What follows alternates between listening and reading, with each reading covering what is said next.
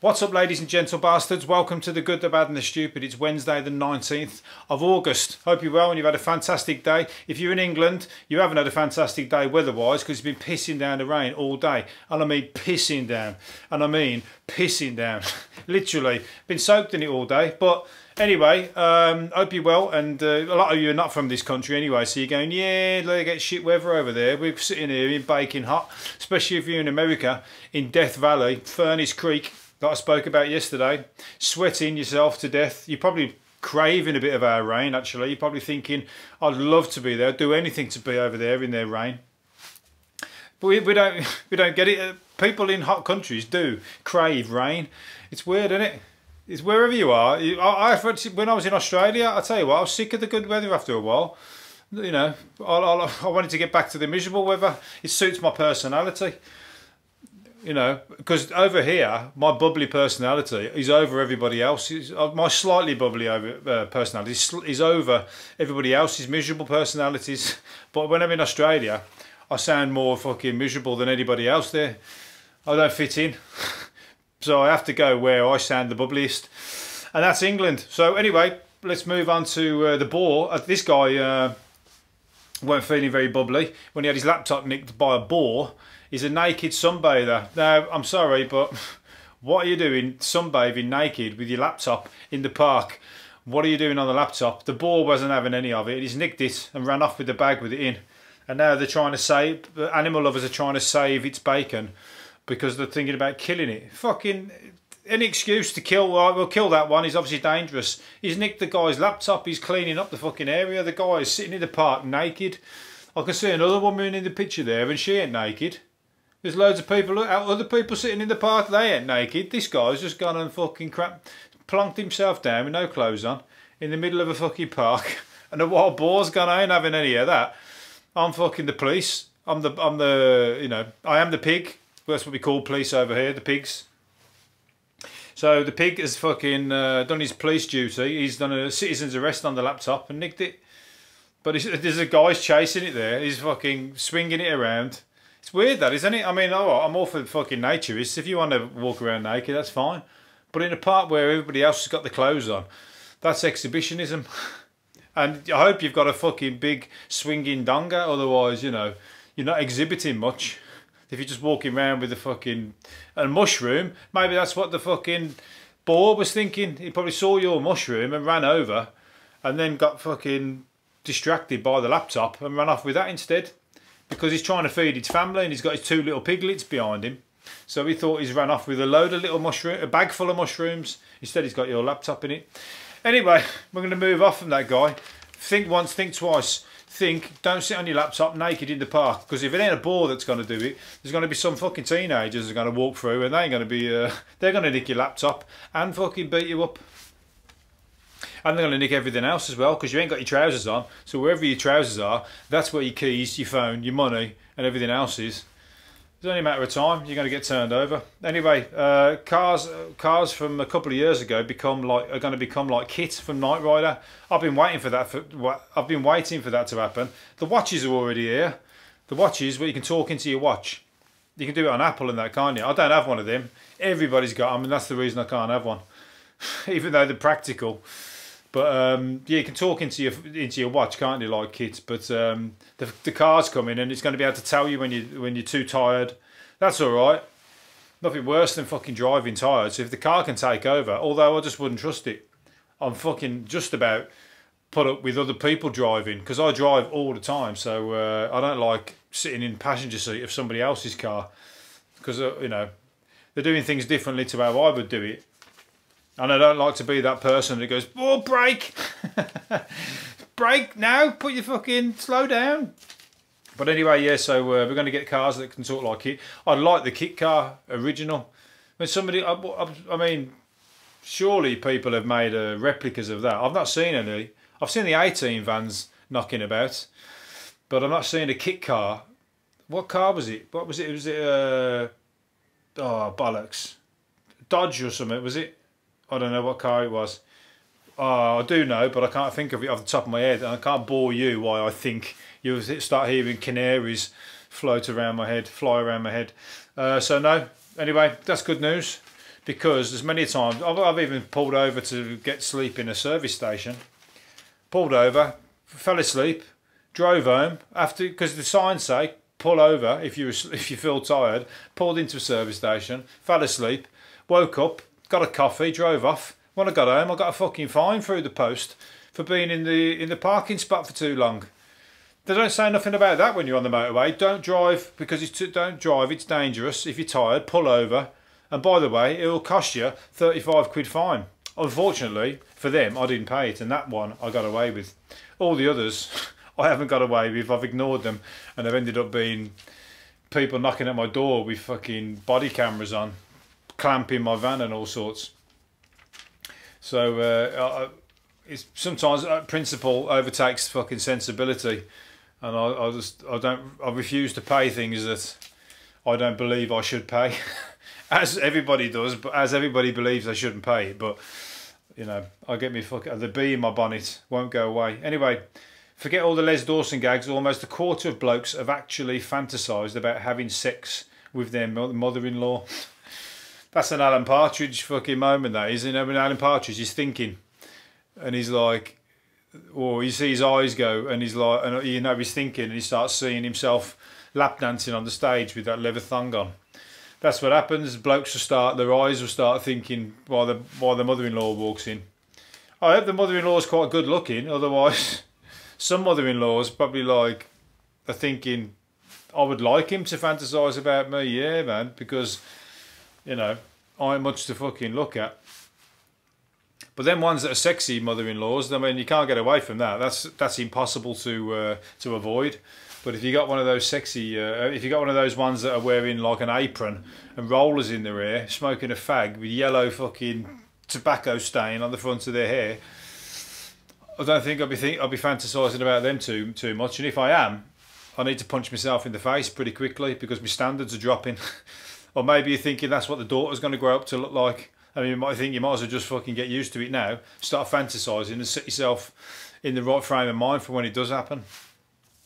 Anyway, if you're that person and you're fantasising about your mother-in-law, I think you should go and put some cold water on your face. Either that or go and sort yourself out in the toilet so that when you come down, it's not so obvious at the dinner table because the husband ain't going to like it. And the husband always knows. Especially if his wife's a fucking flirt, I'll tell you that. Anyway, an exorcism caused so much smoke it set off the alarm. The exorcism, because people, I was trying to think, how's the exorcism setting off the alarm? That's like, you know, the fire and brimstone of the devil coming through. But it's not. It's the priest waving sage around during the religious practice. So the sages, when were they doing it? They set off the fire alarms. I wonder if the person who's possessed goes, oh, for fuck's sake, can somebody deal with that? Otherwise, because I'm tied to the bed here, and you know, you're trying to get the ghost out of me, but I'm going to look a right prat when the fire engines turn up. I wonder if they snap out of character and start like, you know, moaning and going, fuck, you know, you're going to burn the house down, but at least put the sage out and I can go back to being the devil again, and then we'll carry on as we was. Or does he just carry on in the possessed state even when the fire service turn up? That's a good test. Maybe you should do that. When the priest's there, they're obviously going to play it up, aren't they? But what about when you bring in someone like some really gorgeous girls, or maybe if it's a bloke, or maybe you bring in somebody they're going to be embarrassed about and going to go, oh, I'm not possessed now, I'm can you let me free so I can do my makeup because that guy that I really fancy's on his way around. Then you'll snap out of it. But yeah, but people do believe I mean, some people do believe they're possessed. So regardless of them being possessed or not, they're dangerous. So, you know, you have to tie them to the fucking bed anyway, I imagine. I'll tell you what, be a good sexual activity, if that's your fucking bag. If you're into like dark arts and dark sex and sadomasochism or whatever, somebody who's possessed tied to the bed, you're going to have the fucking time of your life. You know, but they'll be throwing you all over the show, even though they are the one tied to the bed. But you'll be having, you know, something to think about. Anyway, let's move on. Maybe that's what maybe that's how the priest gets off. You know, priests like it kinky. Maybe he's just like burning a little sage, get in the room all like, you know, like a little bit of love smell in the room, a bit of lavender. What's that stuff that's poppers under the bed? We all know what that is. I'm not going to explain it to people. Italian dictator Benito Mussolini set up a top secret unit to study UFOs. It was the first in the world. Good, but at the same time, it's a shame because he was fucking nuts. So he's like set up I wonder if he got anything, where he found any information. The files were leaked to aerospace expert who was revealed books about the UFO. We have telegrams concerning the recovery of UFO and a protocol prefect in order to cover up this news. So they're talking about, oh yeah, he followed the alleged crash of a UFO in Milan in 14 years before the infamous Roswell incident. It's fucking crazy if that shit is real. Imagine if like that is true, that a UFO did crash and it is in a hangar somewhere. And like, because how have people managed to keep it quiet? I know people get killed and bumped off and stuff like that, but if you've told it already, they just chase the fire down, don't they? But pass, as it's passing from lips to lips, these people just getting banged out, disappearing, and eventually you just end up with the madman in the bar who was the last person to be told, and he's like a down and out, talking absolute nonsense as far as you're concerned, but it's complete sense and he knows it all. But because he's lost the plot, because he's been in hiding forever, he's unfortunately, everyone thinks he's mad. They're the same ones. They're the ones who are talking the fucking most sense. But Mussolini, he was fucking nuts anyway. So I don't want to fucking applaud him for setting up a top secret unit to study UFOs. I've set up a top secret unit to study UFOs through this podcast. I'm going to talk about them, and they're going to be tuning in, and they are tuning in anyway. They're listening to this podcast because not many people down here on Earth are, but they like it up there in space. It's their bag. They like it a little bit crazy. They don't listen to what's it called, the mainstream news and all that kind of stuff. They like to tune into something a little bit offbeat, because aliens aren't in tune with fucking the bullshit down here. They're in tune with what's real in life. Not saying that that's what I talk, but I think I am going to end up that guy in the bar at some point when all my money goes and this podcast has turned to shit. That's where I'm going to end up, at the bar, drinking my sorrows away, my last of my money. So remember, you remember me, you remember my face. If you haven't been watching the videos, watch the videos, remember my face. You'll see me in a bar one day, you better buy me a drink, because I've entertained you for however long it's been. A year, at least a year. I forgot to even do my yearly milestone, I didn't do it. So let's just say we're on a year and a month, a year and 2 months. Anyway, let's move on. It's not about me, it's about the news. The zebra stripes confuse disease carrying flies. Excuse me. Zebra stripes are made or created to confuse disease carrying flies. So if you're if somebody who gets nervous about the what's it called, malaria tablets when you go off to Africa or go on these safaris and whatever else, malaria, wear a stripy jumper. Just go dressed like the Frenchman. Just like, I know, stereotypical Frenchman with a stripy jumper, black and white. Well, that's what they wear, don't they? But you can wear it head to toe if you want. Wear yourself a onesie. Just, you won't get pulling anybody of the opposite sex on that trip wearing one of those. But you certainly won't be pulling any mosquitoes either, because they don't know what's going on. So they avoid the zebras. It causes an optical illusion, and that's why it makes it harder for insects to land. So there you go. If you want to avoid taking the malaria tablets to fuck your head up, get on the zebra suit and take some LSD and fucking be the crazy one in the jungle, and like everyone else will be fucking, nobody else will get near you, let alone the mosquitoes. Good idea. Anyway, so an asteroid the size of a car through within 1,830 miles of Earth. I don't think a zebra suit's going to do anything for that. So once the asteroids come in, you might as well just fucking hit your head on, because you're going to have the fallout. Either that'll hit you, or a block of flats will fall down on you, or what else will happen? The cars that will fucking fly off the ground, one of them will land on you. But if it's a 1,830 mile, oh, we flew within, I thought it was 1,830 miles wide. It's not, it's 1,830 miles it come within close of. They keep that quiet, didn't they? That sounds like it should have been like one of those Armageddon ones, like Bruce Willis. Fucking get Bruce Willis on the phone now. He might have to he's the only one who've actually acted out that scenario of going up to Demetia on a nuclear bomb and blowing it up, or with a nuclear bomb. So I'm afraid he's going to be the one who's going to have to do it. And his films are going shit, so he ain't going to be missed.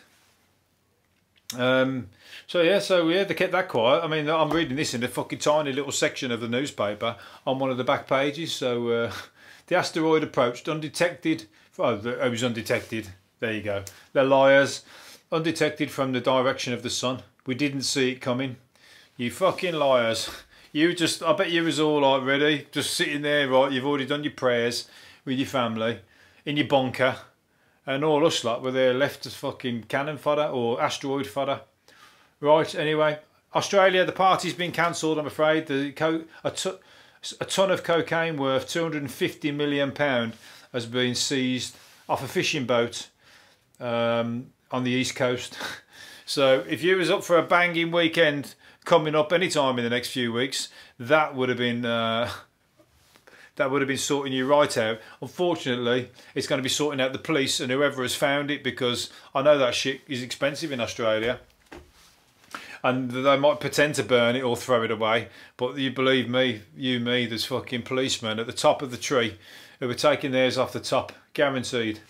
In fact, they're probably fucking flogging it as well. So it'll find its way to their dealers. That's what it does. It does a roundabout. I mean, that says 250 million Australian dollars. Who's to say it wasn't 300 million dollars worth? That leaves 50 million aside. 100% that shit goes on. How do I know? I'm not going to tell you how I know, because I'll be bumped off. And then this podcast, where this podcast going to be if I get bumped off? So you're better off not knowing, because they might bump you off then, because then you know and you start telling people. And what they say is loose lips sink ships. Right, I'm going to do one more and get on to my next port of call. Police have wrongly stormed an antique shop following a bad tip after it was housing they told it was housing a cannabis farm. So they bust in, smashed it up, and done £2,000 worth of damage. And then they found it was just an antique shop. That is an anonymous tip-off, or it's also an officer just doing a bust because he thought he's going to leave one of his mates' cannabis farms, but we'll bust somebody else's, and then we'll do that bust, and we can leave that one going. So it looks like I'm doing my job. But instead, they got it wrong, and so he's a fucking Keystone cop, and they bust into the wrong one, and have smashed up an antique shop. And half the time, they fuck off from them places, and they don't pay for the damage. They just go, yeah, well, it's police duty. We were told it was this address, so I'm sorry, we're not paying for the broken door and all the antiques we've smashed up. If I was them, and it's on the insurance, and they try and get something off the insurance, I'd smash up all the antiques you can't sell.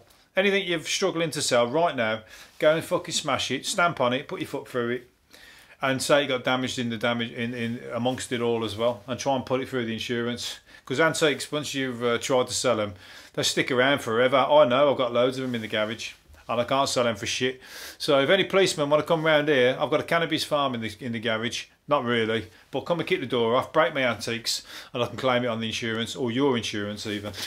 Or take you to the press. Anyway, and fucking, you better start getting that cocaine onto the streets of Australia, because there's a lot of people crying into their cornflakes this morning because you've ruined the weekend for them. Right, anyway, I'm going to leave it there. Hopefully you've enjoyed it, and I'll do another one tomorrow. See you later for now. Bye.